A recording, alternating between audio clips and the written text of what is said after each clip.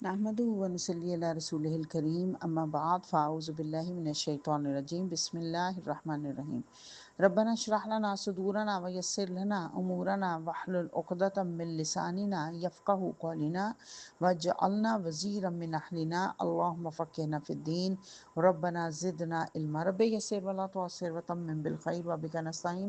الحمدللہ مختصر دورہ قرآن کے سلسلے میں آج ہم 27ویں پارے کو پڑھیں گے۔ 27واں پارہ جو کہ سورہ زاریات کی آیت نمبر 31 سے شروع ہو رہا ہے۔ اللہ سبحانہ و تعالیٰ فرما رہا ہے، یہ بات ہو رہی ہے، پیچھے سے تھوڑا سا بیک گراؤنڈ سمجھ لیجیے۔ پیچھے حضرت ابراہیم علیہ السلام کی بات ہو رہی ہے کہ ان کے پاس فرشتے آئے اور وہ حضرت ابراہیم ان کو دیکھ کر پریشان ہوئے کیونکہ وہ کھانا نہیں کھا رہے تھے۔ تو انہوں نے کہا کہ ہم آپ کو ایک ذی علم لڑکے کی خوشخبری دیتے ہیں، یعنی حضرت اسماعیل علیہ السلام۔ اور ان کی بیوی حیران رہ گئی، انہوں نے کہا ہیں میں جو کہ عجوز عقیم ہوں، بوڑھی بانجھ ہوں، میرے ہاں کیسے بچہ پیدا ہوگا؟ اللہ فرشتوں نے کہا اللہ نے ایسا کیا تو ایسا ہی ہوگا۔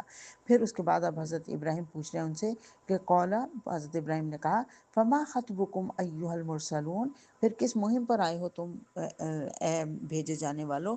قالوا، انہوں نے کہا انا ارسلنا الی قوم مجرمین، انہوں نے کہا ہم بھیجے گئے ایسی قوم کی طرف جو کہ مجرم قوم ہے، اور تاکہ اس کے اوپر پکی ہوئی مٹی کے پتھر برسا دیں، اور ایک گھر کے سوا اس بستی میں کوئی بھی گھر مسلمان کا نہیں ہے، سب بگڑے ہوئے لوگ ہیں، کافر لوگ ہیں۔ اور اسی طرح اللہ فرما رہا ہے موسیٰ کے قصے میں ایک نشانی ہے، اسے فرعون کی طرف بھیجا گیا تھا اور وہ اکڑ گیا، اور اسی طرح نشانی ہے عاد میں، جبکہ اس پر ایک بے خیر ہوا بھیج دی گئی اور اس کو بسیدہ کر کے رکھ دیا اس نے۔ ریح العقیم کہا گیا، عقیم میں نے بتایا تھا پہلے بانجھ کو کہا جاتا ہے، تو ریح العقیم ایسی ہوا جو کہ بانجھ ہے، یعنی جو فائدہ نہیں دیتی، ایسی ہوا ان کے اوپر بھیجی۔ پھر اللہ فرما رہا ہے تمہارے لیے نشانی ہے سمود میں، ان سے کہا تھا خاص وقت تک مزے کر لو، لیکن انہوں نے اللہ کے حکم کی پرواہ بھی نہ کی، اچانک ان پر ایک عذاب ٹوٹ پڑا اور پھر ان میں اٹھنے کی سکت ہی نہ رہی۔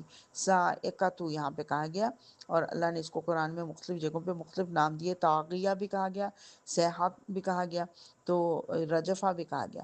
پھر اس کے بعد اللہ فرما رہا ہے ہم نے اس سے پہلے نوح کی قوم کو ہلاک کیا کیونکہ وہ فاسق لوگ تھے، اور اللہ فرما رہا ہے کہ آسمان کو ہم نے اپنے زور سے بنایا، ہم اس کی طاقت رکھتے ہیں، اور اس زمین کو ہم نے بچھا دیا اور اس کو ہم نے ہموار کر دیا، پھر ہم نے جوڑے بنائے ہر چیز کے، شاید کہ تم سبق حاصل کرو۔ اور یہی ہوتا رہا کہ رسولوں کے قوموں کے پاس رسول بھیجے گئے، لیکن انہوں نے رسولوں کو ہمیشہ جھٹلایا اور کہا کہ یہ جن، یہ شاعر ہیں اور کاہن ہیں۔ اور اللہ فرما رہا ہے کہ میں نے وما خلقت الجن والانس الا لیعبدون، میں نے جنوں اور انسانوں کو اس کے سوا کسی چیز کے لیے نہیں پیدا کیا کہ وہ میری عبادت کریں۔ یہاں پہ عبادت کرنے کا یہ مطلب نہیں کہ صرف نماز روزہ کریں، بلکہ اس کا مطلب ہے کہ زندگی اللہ کے احکامات کے مطابق گزاریں۔ انسانوں اور جن دونوں اس چیز کے پابند ہیں کہ جو اللہ نے ان کو احکامات دیے ہیں، زندگی گزارنے کا طریقہ دیا، اس کے مطابق زندگی گزاریں۔ اور اللہ فرما رہا ہے فویل للذین کفروا، کافروں کے لیے تباہی ہے، ان کے لیے بربادی ہے، اور وہ لوگ جس کا انہیں خوف دلایا جا رہا تھا، اس دن ان کے لیے بربادی کا واقعہ ہو جائے گا۔ الحمدللہ سورہ زاریات مکمل ہوئی۔ سورہ طور، بسم اللہ الرحمن الرحیم، مکی صورت ہے، 2 رکوع اور 49 آیات ہیں۔ حضور صلی اللہ علیہ وسلم مغرب کی نماز میں اکثر اس صورت کو پڑھا کرتے تھے۔ اللہ فرما رہا ہے بسم اللہ الرحمن الرحیم والطور وکتاب مستور فی رق منشور والبیت المعمور، قسم ہے طور کی اور ایک ایسی کھلی کتاب کی جو رقیق جلد میں لکھی ہوئی ہے، اور آباد گھر کی اور اونچی چھت کی اور موزن سمندر کی، کہ تیرے رب کا عذاب ضرور واقعہ ہونے والا ہے۔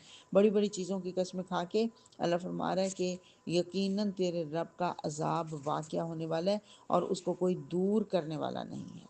اور جو یہاں پہ جو رقم منشور جو کہا گیا نا یہاں پہ، وہ تمام جو کتب الہی ہیں وہ رق پر لکھی جاتی تھیں، یہ یعنی چمڑا، جھلی کو کہتے ہیں رق، تو چمڑے کے اوپر لکھی جاتی تھیں، اس لیے ساری کتابیں اس سے مراد ہیں۔ اور بیت المعمور آباد گھر اس سے مراد ہے، اور یعنی جو خانہ کعبہ جو بہت آباد ہے وہ۔ اور کچھ مفسرین اس سے بیت معمور لیتے ہیں، وہ جو بیت المعمور سے مراد لیتے ہیں وہ جو حضور صلی اللہ علیہ وسلم نے وہاں پہ دیکھا تھا 7ویں آسمان پر، جس کے ساتھ ٹیک لگا کر حضرت ابراہیم بیٹھے ہوئے تھے، یعنی آسمان پر جو موجود ہے گھر خانہ کعبہ کی بالکل اوپر، اس سے یہ مراد لیتے ہیں۔ دونوں بہرحال اس سے مراد ہو سکتے ہیں۔ اور اللہ فرما رہا ہے جھٹلانے والوں کو دھکے مار کر جہنم کی طرف دھکیل دیا جائے گا، اور ان کو کہا جائے گا کہ جھلسو اس میں، اور نیک متقی لوگ باغوں میں ہوں گے اور ان اعمال کے بدلے میں جو تم کرتے رہے ہو. یعنی اعمال انسان کو پہنچائیں گے جنت میں یا جہنم میں، یہاں یہ بات بتائی جا رہی ہے. اور اللہ فرما رہا ہے کہ جو لوگ ایمان لائے ان کی اولاد بھی اگر کسی درجے پر ایمان لائی ہوگی تو اس کو بھی ان کے ساتھ وہاں شامل کر دیا جائے گا. وہاں پہ ان کی خدمت میں الگ الگ اٹینڈنٹس ہوں گے، لڑکے دوڑتے پھر رہے ہوں گے جو انہی کے لیے مخصوص ہوں گے، یعنی کہ ہر ایک کے لیے الگ الگ اٹینڈنٹ ہوگا. اور ایسے خوبصورت جیسے چھپا کر رکھے ہوئے موتی، غلمان کہا گیا ان کو، جو کہا جاتا ہے کہ کفار کے بچے جو اس میں بلوغت سے پہلے فوت ہو گئے وہ وہاں پہ غلمان بنا دیے جائیں گے. بس اے نبی صلی اللہ علیہ وسلم تم نصیحت کرتے رہو اپنے رب کے فضل سے، نہ تم کاہن ہو نہ مجنون، ان کی باتوں کی پرواہ بھی نہ کرو. اور اللہ فرما رہا ہے کہ یہ کہتے ہیں یہ قرآن اس نے خود گھڑ لیا. دراصل بات یہ ہے کہ یہ ایمان نہیں لانا چاہتے، ورنہ اسی طرح کا ایک اور قرآن بنا کے لے آئے نا. اگر خود گھڑا جا سکتا قرآن تو یہ اس طرح کا قرآن خود بنا کر لے آئے. اور یہ کہتے ہیں کہ اللہ پر طرح طرح کی باتیں بناتے ہیں. اللہ کہہ رہا ہے ان کے پاس اس کی کوئی دلیل ہے یا ان کے پاس کوئی سیڑھی ہے جس پہ انہوں نے چڑھ کے عالم بالا سے خبریں معلوم کر لی ہیں جو یہ الزامات لگا رہے ہیں. بلکہ اللہ کہہ رہا ہے یہ تو آسمان کے ٹکڑے بھی گرتے ہوئے دیکھ لیں تو کہیں گے کہ یہ بادل ہیں جو عمڈے چلے آ رہے ہیں. تو اے محمد صلی اللہ علیہ وسلم انہیں ان کے حال پر چھوڑ دو، یہ کبھی ایمان لانے والے نہیں ہیں. اور آپ اپنے رب کا فیصلہ آنے تک صبر کریں، آپ ہماری نگاہ میں ہیں. اور جب آپ اٹھا کریں اپنے رب کی حمد کے ساتھ اس کی تسبیح کیا کریں، رات کو بھی اس کی تسبیح کریں، اور ستارے جب پلٹتے ہیں اس وقت بھی اس کی تسبیح کیا کریں. یعنی کہ نمازوں کے مختلف اوقات یہاں پہ بھی بتا دیے گئے دوبارہ سے. اور سورہ نجم ہے، یہ پہلی سورت ہے جس کو حضرت محمد صلی اللہ علیہ وسلم نے قریش کے ایک مجمع عام میں سنایا تھا. اور مجمع میں کافر اور مومن سب موجود تھے. اور جب آپ نے آیت سجدہ پڑھ کر سجدہ فرمایا تو تمام حاضرین آپ کے ساتھ سجدے میں گر گئے تھے. صرف ایک شخص امیہ بن خلف کے بارے میں آتا ہے، اس نے سجدہ نہیں کیا لیکن مٹی اٹھا کے ماتھے پہ لگا لی تھی. سورہ نجم مکی صورت ہے، 3 رکوع اور 62 آیات ہیں. بسم اللہ الرحمن الرحیم. والنجم اذا ہوا، قسم ہے تارے کی جب وہ غروب ہوا. ما ضل صاحبکم وما غوا، تمہارا رفیق نہ بھٹکا ہے نہ بہکا ہے. اور وما ینطق عن الہوا، وہ اپنی خواہش نفس سے نہیں بولتا. یعنی محمد صلی اللہ علیہ وسلم پر جو بھی وحی نازل ہوتی ہے وہ وحی کے ذریعے ہی بولتے ہیں. کچھ وحی ہے جو مطلوع کہلاتی ہے یعنی تلاوت کی جانے والی، وہ قرآن ہے. اور کچھ غیر مطلوع کہلاتی ہے، وحی غیر مطلوع وہ ہے جو تلاوت نہیں کی جاتی، یعنی حضرت محمد صلی اللہ علیہ وسلم کی احادیث مبارکہ. حضرت عبداللہ بن عمر بن عاص کا معمول تھا کہ وہ حضرت محمد صلی اللہ علیہ وسلم کی ایک ایک بات لکھا کرتے تھے. پھر کچھ عرصے بعد انہوں نے لکھنا چھوڑ دیا. حضور صلی اللہ علیہ وسلم نے ان سے پوچھا کہ کیا بات ہے کہ آپ لکھ نہیں رہے، پہلے آپ لکھ رہے تھے ایک ایک چیز. تو انہوں نے کہا کہ مجھے قریش کے لوگوں نے منع کر دیا کہ تم ہر بات لکھتے جاتے ہو، حالانکہ رسول صلی اللہ علیہ وسلم انسان ہے، کبھی غصے میں بھی کوئی بات فرما دیتے ہیں، اس پر میں نے لکھنا چھوڑ دیا. حضور صلی اللہ علیہ وسلم نے فرمایا تھا اس ذات کی قسم جس کے ہاتھ میں میری جان ہے، میری زبان سے کبھی کوئی بات حق کے سوا نہیں نکلی، تو تم لکھتے رہا کرو. تو اس کا مطلب ہے حضرت محمد صلی اللہ علیہ وسلم اللہ کے حکم سے بولتے ہیں جو کچھ بولتے ہیں. پھر اللہ فرما رہا ہے کہ اس کو جو تعلیم دی جاتی ہے وہ ایک زبردست قوت والے نے تعلیم دی ہے جو بڑا صاحب حکمت ہے. وہ سامنے آ کھڑا ہوا جبکہ وہ بالائی افق پر تھا. یہ مراد ہے یہاں پہ حضرت جبرائیل. وہ ان کو حضرت محمد صلی اللہ علیہ وسلم نے 2 دفعہ اپنی اصلی حالت میں دیکھا. اور حضور صلی اللہ علیہ وسلم نے فرمایا کہ جب میں نے ان کو دیکھا پورے آسمان پر وہ چھائے ہوئے تھے اور ان کے 600 بازو تھے. اور پھر اللہ فرما رہا ہے کہ ان کو عند سدرۃ المنتہا پر دیکھا. دوسری دفعہ ان کو دیکھا سدرۃ المنتہا کے پاس، جہاں پاس ہی جنت المأوا ہے. جنت المأوا کہا جاتا ہے شہداء کی والی جنت ہے یا مومنین صادقین کی جنت ہے. بہرحال سدرۃ المنتہا وہ جگہ ہے جہاں پہ حضرت جبرائیل علیہ السلام اس سے آگے نہیں گئے. انہوں نے کہا میں اس سے آگے نہیں جا سکتا، میرے پر جلتے ہیں. اور اس سے آگے اللہ سبحانہ تعالیٰ نے حضرت محمد صلی اللہ علیہ وسلم کو پہنچایا بتانے کے لیے کہ عروج کا مقام حضرت محمد صلی اللہ علیہ وسلم کے لیے ہے. اور وہاں تک حضرت جبرائیل کی سدرۃ المنتہا پر لمٹ ختم ہو گئی ان کا، وہاں سے اس سے آگے وہ جا نہیں سکے. لیکن حضرت محمد صلی اللہ علیہ وسلم اس کے آگے گئے. ما زاغ البصر وما طغى، اور اس سے آگے گئے. اللہ تعالیٰ سے ان کی ملاقات ہوئی لیکن درمیان میں ایک پردہ حائل تھا. اللہ فرما رہا ہے نگاہ نہ چندھائی نہ حد سے متجاوز ہوئی. اس نے اپنے رب کی بڑی بڑی نشانیاں دیکھی. رب کی بڑی بڑی نشانیاں دیکھی، رب کو نہیں دیکھا. ہمارے ہاں یہ جو بات مشہور ہوگی نا کہ حضور صلی اللہ علیہ وسلم نے اللہ کو دیکھا، اس کے بارے میں حضرت اما عائشہ صدیقہ رضی اللہ تعالیٰ عنہ نے فرمایا کہ اگر کوئی شخص یہ دعویٰ کرے تو جھوٹا دعویٰ کرے۔ انہوں نے کہا تمہاری اس بات سے تو میرے رونگٹے کھڑے ہو گئے، تم کیسے بھول گئے کہ 3 باتیں ایسی ہیں جن کا اگر کوئی شخص دعویٰ کرے تو جھوٹا کرے، اور ان میں سے ایک یہ ہے کہ جو شخص تم سے یہ کہے کہ محمد صلی اللہ علیہ وسلم نے اپنے رب کو دیکھا تھا وہ جھوٹ کہتا ہے۔ پھر حضرت عائشہ نے یہ آیتیں پڑھی کہ لا تدرکہ الابصار، اور یہ کسی انسان کو نہیں ہے کہ وہ اللہ کو دیکھ سکے، انسان کا مقام نہیں ہے۔ اللہ سے کلام کرے یا تو وحی کے طور پر یا پردے کے پیچھے سے، یا ایک فرشتہ بھیجے۔ اور حضرت محمد صلی اللہ علیہ وسلم نے بھی ایسے ہی ایک حضرت اللہ سبحانہ وتعالیٰ سے کو دیکھا نہیں، بلکہ ان کے ساتھ ہم کلام ہوئے۔ بڑا خوبصورت شعر بال جبرین میں علامہ اقبال نے لکھا ہے کہ عین وصال میں مجھے حوصلہ نظر نہ تھا، گرچہ بہانہ جو رہی میری نگاہ بے ادب، یعنی میری نگاہ بے ادب بہت چاہتی تھی کہ میں اللہ کو دیکھ لوں، لیکن میرے میں حوصلہ نہیں تھا کہ میں ان کو اللہ کو سبحانہ تعالیٰ کو دیکھ سکتا۔ سبحان اللہ۔ اللہ فرما رہا ہے اب ذرا بتاؤ تم نے کبھی اس لات، اس عزا اور تیسری ایک اور دیوی منات کی حقیقت پر کچھ غور کیا ہے؟ کیا بیٹے تمہارے لیے اور بیٹیاں اللہ کے لیے؟ یہ تو بڑی دھاندلی کی تقسیم ہوئی۔ دراصل یہ کچھ نہیں مگر بس چند نام ہے جو تم نے رکھ لیے، گویا کہ یہ وہی نام جو انہوں نے رکھے ہوئے تھے۔ اللہ سے انہوں نے لات رکھ لیا، عزیز سے انہوں نے عزا رکھ لیا، تو اللہ فرما رہا ہے ایسے ہی تم نے بھی کچھ نام رکھ لیے۔ میں اور آپ اپنا جائزہ لینا، ہم نے گنج بخش نام رکھ لیا، ہم نے داتا صاحب نام رکھ لیا، ہم نے غوث اعظم نام رکھ لیا۔ یہ تمام نام اللہ کو سوٹ کرتے ہیں، کسی انسان کو سوٹ ہی نہیں کرتے، اور ہم بڑے دھڑلے سے نام بولتے ہیں۔ اللہ معاف کرے۔ اللہ فرما رہا ہے آسمانوں میں کتنے ہی فرشتے موجود ہیں، اس کی شفاعت کچھ بھی کام نہیں آ سکتی جب تک کہ اللہ کسی ایسے شخص کے حق میں اس کی اجازت نہ دے۔ بس یا نبی صلی اللہ علیہ وسلم، جو شخص ہمارے ذکر سے منہ پھیرتا ہے اور دنیا کی زندگی کے سوا جسے کچھ مطلوب نہیں، اسے اس کے حال پر چھوڑ دو، یعنی جس کا آخرت مطمع نظر نہیں، اس کو چھوڑ دو۔ اور اے محمد صلی اللہ علیہ وسلم، تم نے اس شخص کو بھی دیکھا جو راہ خدا سے پھر گیا اور تھوڑا سا دیکھ کر رک گیا؟ کیا اس کے پاس غیب کا علم ہے کہ وہ حقیقت کو دیکھ رہا ہے؟ ولید بن مغیرہ کی بات ہو رہی ہے۔ اس نے سوچا کہ میں اسلام قبول کر لوں، لیکن پھر اس کے بعد اس نے یہ ارادہ چھوڑ دیا، تو اس کے اوپر اللہ تعالیٰ نے اس کی سرزنش کر دی۔ اور اس نے چھوڑا اس لیے تھا کہ اس کے ایک دوست نے کہا تھا تم مجھے اتنے پیسے دے دو، تم کیا کرنے لگے؟ اسلام قبول کرنے لگے؟ تمہیں آخرت سے ڈر لگ رہا ہے؟ مجھے اتنے پیسے دے دو، میں تمہاری جگہ پہ آخرت کا عذاب بھگت لوں گا۔ اللہ نے کہا اللہ تزر وازرۃ وزر اخری، کوئی بوجھ اٹھانے والا کسی دوسرے کا بوجھ نہیں اٹھائے گا، اور انسان کے لیے کچھ نہیں مگر وہ جس کی اس نے سعی کی، جو اس نے خیر کمایا یا برائی کمائی، جو اس نے صحیح کی وہ اس کو ملے گا۔ وَأَنَّ سَعْيَهُ سَوْفَ يُرَىٰ، اور یہ کہ اس کی صحیح عنقریب دیکھی جائے گی اور اس کو اس کی پوری جزا دی جائے گی۔ اور اللہ تو وہ ہے جس نے اسے ہنسایا اور اسی نے رلایا، اور اسی نے موت دی اور اسی نے زندگی بخشی، اور یہ کہ اسی نے نر اور مادہ کا جوڑا پیدا کیا ایک بوند سے جب وہ ٹپکائی جاتی ہے، اور یہ کہ دوسری زندگی بخشنا بھی اسی کے ذمہ ہے، اور یہ کہ اسی نے غنی کی اور جائیداد بخشی، اور یہ کہ وہی شیرا کا رب ہے۔ سبحان اللہ۔ اللہ سبحانہ تعالیٰ کی تعریف کی جا رہی ہے ان آیات کے اندر۔ الحمدللہ سورہ نجم مکمل ہوئی۔ سورہ القمر مکی صورت ہے، 3 رکوع ہیں اور 55 آیات ہیں۔ بسم اللہ الرحمن الرحیم۔ اقتربت الساعۃ وانشق القمر، قیامت کی گھڑی قریب آ گئی اور چاند پھٹ گیا۔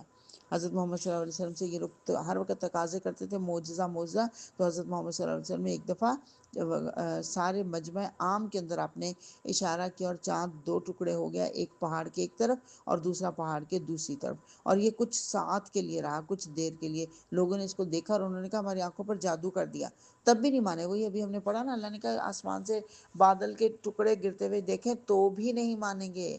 انہوں نے نہیں مانا، اور انہوں نے کہا محمد صلی اللہ علیہ وسلم نے ہم پر جادو کر دیا۔ لیکن جب باہر سے قافلے آئے، ان سے پوچھا گیا تو انہوں نے بھی کہا ہم نے ایسا دیکھا چاند کو 2 ٹکڑے ہوتے ہوئے، تو ان کی آنکھوں پہ تو جادو نہیں کیا، وہ تو باہر تھے، لیکن انہوں نے ماننا نہیں۔ اللہ یہ بتا رہا ہے معجزہ دیکھ کے بھی نہیں مانیں گے، اور ان کے سامنے پچھلی قوموں کے حالات آ چکے ہیں، لیکن انہوں نے اس سے کوئی سبقت حاصل نہیں کی۔ اور پھر اللہ فرمایا نوح کی قوم بھی جھٹلا چکی، وہ بھی ان کو جھوٹا کہتی تھی۔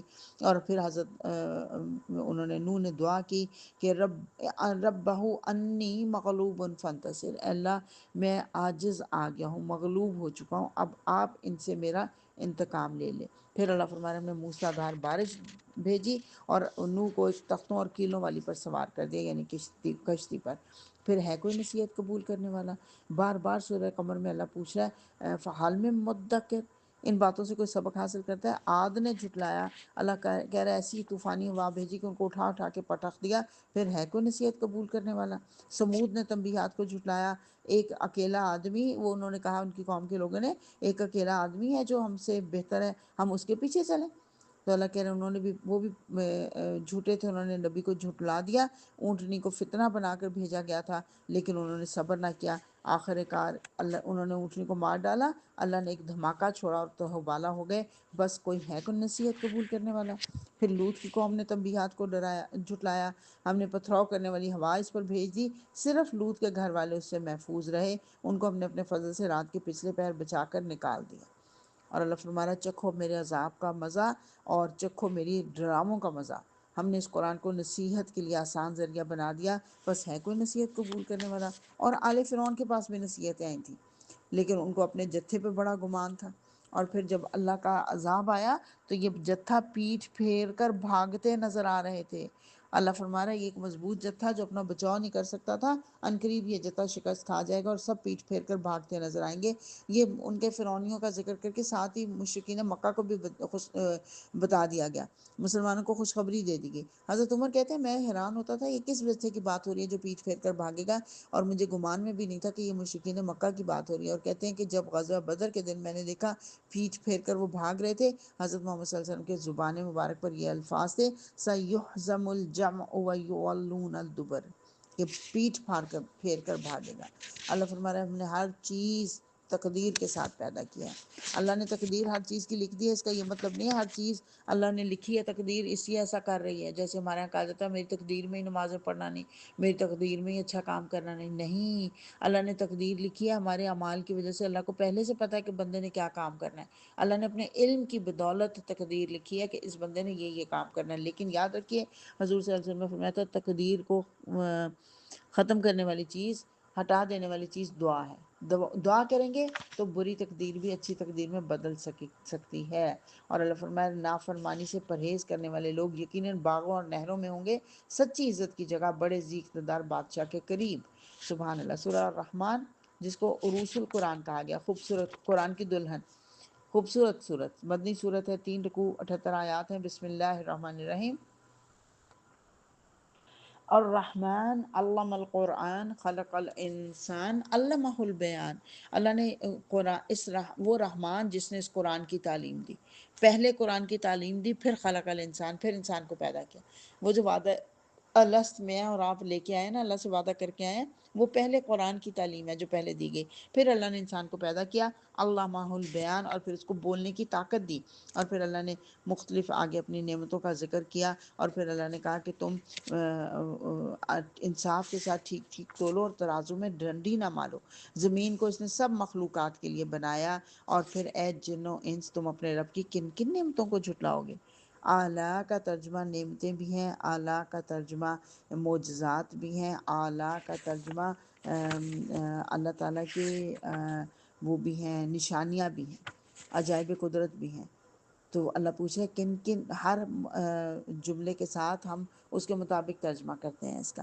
یہاں پہ پہلے جملے کے ساتھ نعمتوں کا ذکر آیا کیونکہ پوچھیں گے، سوال ہوگا تم اپنے رب کی کن کن نعمتوں کو جھٹلاؤ گے؟ حضرت محمد صلی اللہ علیہ وسلم نے کہا میں وہ نہیں دیکھ رہا کہ جنہوں نے جب یہ سورت سنی تھی تو انہوں نے اس کا کیسا خوبصورت جواب دیا تھا، تم بھی وہ جواب دیا کرو۔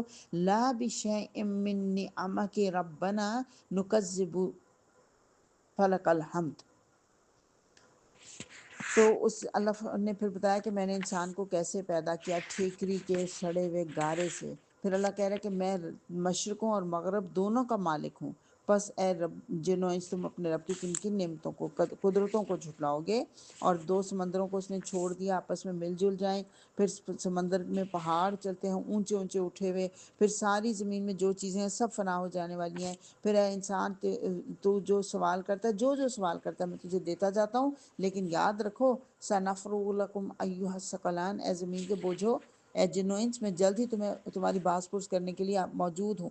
یعنی پہلے تمہیں جو نعمتیں دے رہا ہوں تو اس کا یہ مطلب نہیں کہ باز پرس نہیں ہونی، بلکہ جو نعمت استعمال کرو گے ہر ایک کی باز پرس ہونی ہے۔ اور اگر تم اللہ کی قدرت کو جھٹلاتے ہو تو اللہ کے احسانات کو جھٹلاتے ہو تو پھر زمین اور آسمانوں کی حدوں سے نکل کر بھاگ کر دیکھو، اگر بھاگ سکتے ہو۔ نہیں بھاگ سکتے، اس کے لیے بڑا زور چاہیے، اور پھر اللہ فرما رہا ہے اس وقت کیا بنے گا جب آسمان پھٹے گا، لال چمڑے کی طرح سرخ ہو جائے گا، اور اس روز کسی انسان یا جن سے اس کا گناہ نہیں پوچھا جائے گا، اس کے چہرے کو دیکھ کے پہچان لیا جائے گا، اور انہیں پیشانی کے بال اور پاؤں پکڑ پکڑ کر گھسیٹا جائے گا، اور ان سے کہا جائے گا یہ وہی جہنم ہے جس کو مجرمین جھوٹ قرار دیا کرتے تھے، اسی جہنم اور کھولتے ہوئے پانی کے درمیان وہ گردش کرتے رہیں گے۔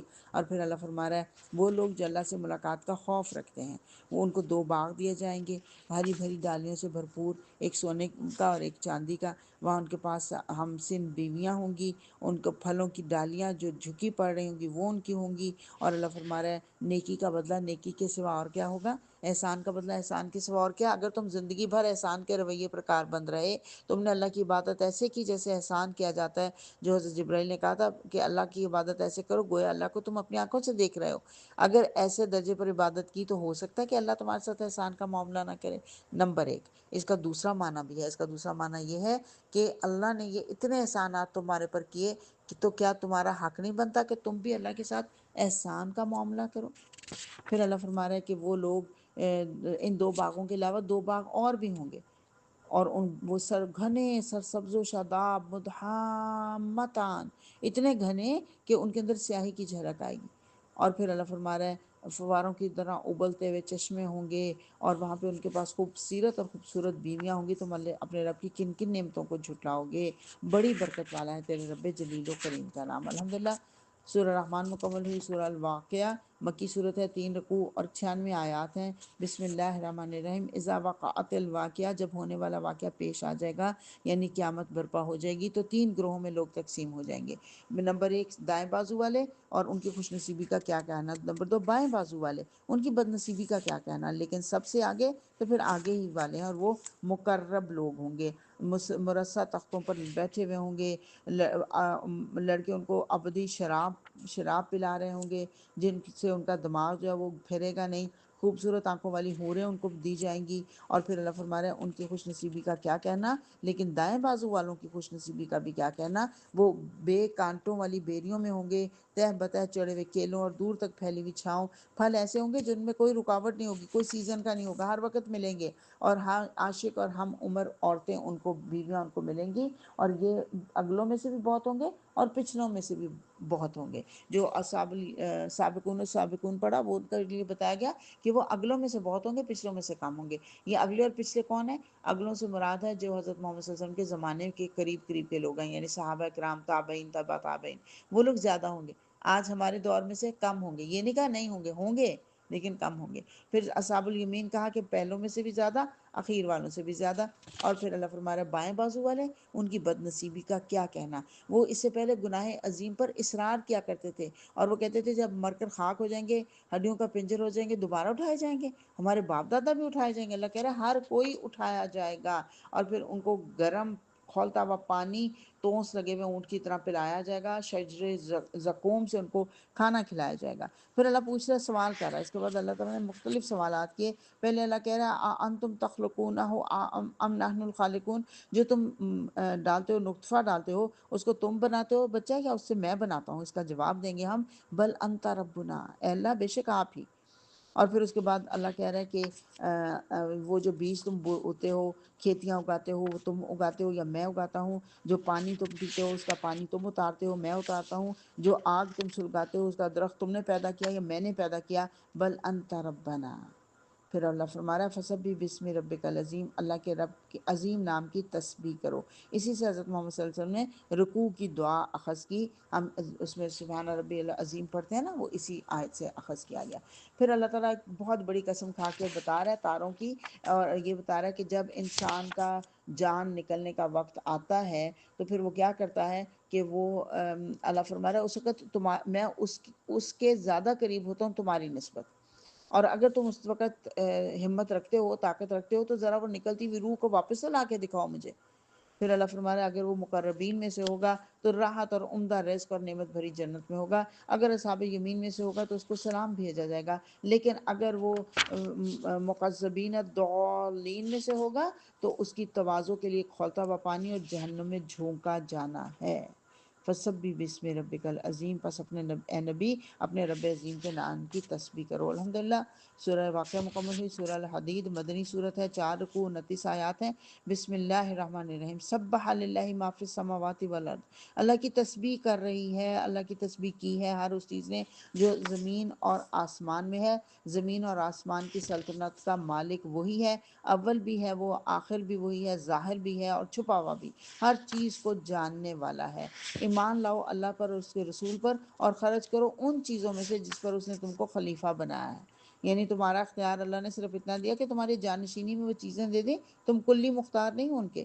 اور پھر اللہ فرما رہا ہے وہ اللہ ہے جو اپنے بندوں پر صاف صاف آیتیں نازل کرتا ہے تاکہ انہیں اندھیروں سے نکال کر روشنی کی طرف لے آئے۔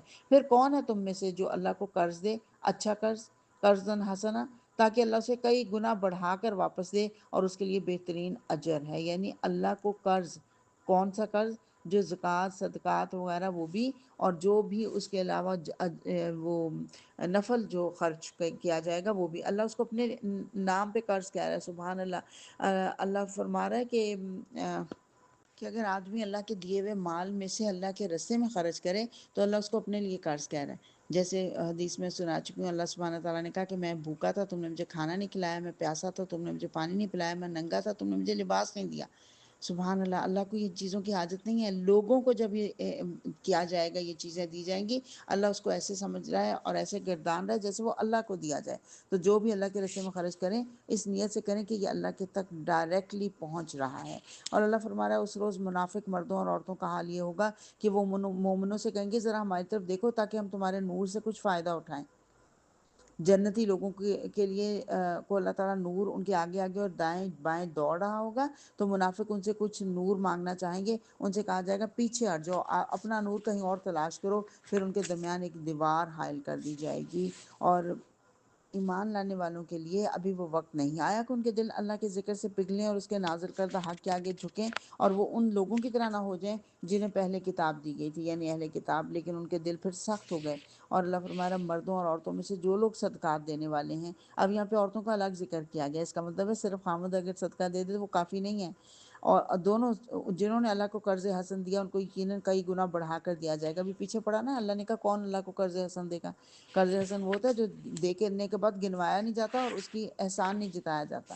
اور اللہ فرما رہا ہے خوب جانو کہ دنیا کی زندگی اس کے سوا کچھ نہیں کہ کھیل اور دل لگی اور ظاہری ٹیپ ٹاپ، اور کوئی مصیبت ایسی نہیں جو زمین میں کہ تمہارے اپنے نفس پر نازل ہوتی ہو اور ہم نے اس کو پیدا کرنے سے پہلے کتاب میں لکھ نہ رکھا ہو۔ ایسا کرنا اللہ کے لیے بہت آسان ہے، یعنی وہ جو تقدیر ہے وہ اللہ نے پہلے سے لکھی ہوئی ہے، اور ہم نے اپنے رسولوں کے ذریعے سے تمہیں صاف صاف نشانیاں اور ہدایات دی، اور ہم نے نوح اور ابراہیم کو بھیجا اور ان دونوں کی نسل میں نبوت اور کتاب رکھ دی، پھر ان کی اولاد میں سے کسی کو ہدایت دی اور بہت سے لوگ فاسق ہو گئے۔ اور پھر اللہ فرما رہا ہے ہم نے رسول اور بھی بھیجے، عیسیٰ ابن مریم کو بھی مبعوث کیا، لیکن ان کے اوپر بھی ایمان لانے والے کم تھے، زیادہ لوگ فاسق ہی تھے۔ اے لوگوں جو ایمان لائے ہو، اللہ سے ڈرو اور اس کے رسول محمد صلی اللہ علیہ وسلم پر ایمان لاؤ، اللہ تمہیں اپنی رحمت کا دوہرا حصہ عطا فرمائے گا۔ اہل کتاب سے بات ہو رہی ہے کہ اگر وہ محمد صلی اللہ علیہ وسلم پر بھی ایمان لائیں گے، پہلے اپنی کتابوں پر بھی ایمان لے آئے تھے، تو اللہ رحمت کا دوہرا حصہ دے گا، وہ نور بخشے گا جس کی روشنی میں تم چلو گے۔ یقیناً اللہ بہت فضل والا ہے، جس کو چاہتا ہے فضل عطا فرماتا ہے، کیونکہ وہ ذو الفضل العظیم ہے۔ الحمدللہ وآخر دعوانا ان الحمد للہ رب العالمین۔ سورہ الحدید بھی مکمل ہوئی اور 27واں پارہ بھی مکمل ہوا۔ اللہم آنس واشتینا فی قبورنا، اللہم ارحمنا بالقرآن العظیم واجعلہ لنا اماما ونورا وہدی ورحمہ، اللہم ذکرنا منہ ما نسینا وعلمنا منہ ما جہلنا وارزقنا تلاوتہ آناء اللیل وآناء النہار واجعلہ لنا حجتا یا رب العالمین۔